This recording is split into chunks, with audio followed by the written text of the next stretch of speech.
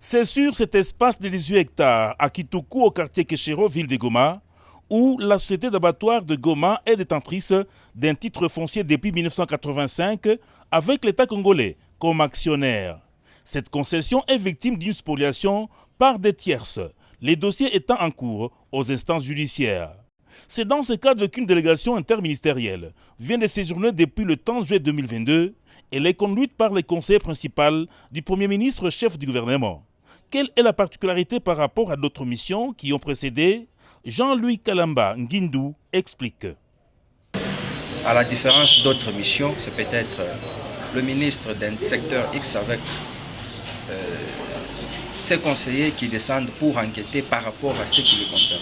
Mais il n'a pas pouvoir pour pouvoir décider dans le secteur qui ne lui appartient pas. Aujourd'hui, nous sommes là avec les délégués du ministère de la Justice, les délégués du ministère des Affaires foncières, les délégués du ministère des portefeuilles, les délégués du ministère des Affaires foncières, les délégués du ministère de l'Intérieur, les délégués du ministère des Pêches et l'Élevage et les délégués du ministère de l'Agriculture.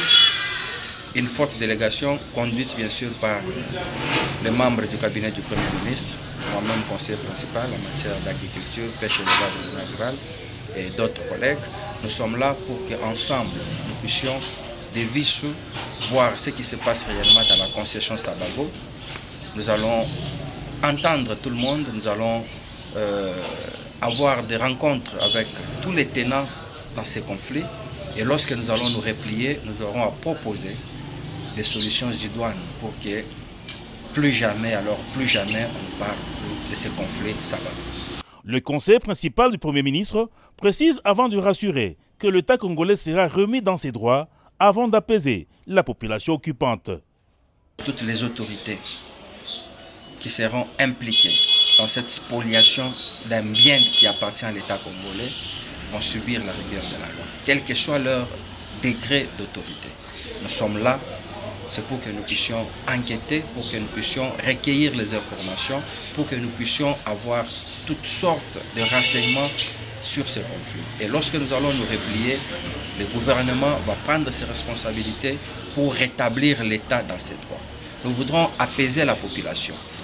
Il y a ceux qui sont des propriétaires précaires, des propriétaires de bonne foi, qui se sont fait embobiner dans cette spoliation sans qu'ils aient eu connaissance des faits.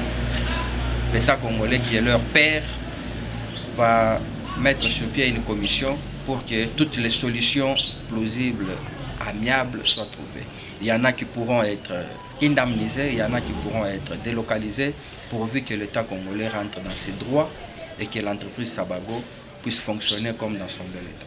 Signalons que la société d'abattoir de Goma a été créée en accord avec l'association coopérative des groupements des éleveurs du Nord-Kivu, Akogenoki en sigle, avec l'État congolais, qui y est actionnaire à l'ordre de 40% de parts sociales au capital. Dossier à suivre.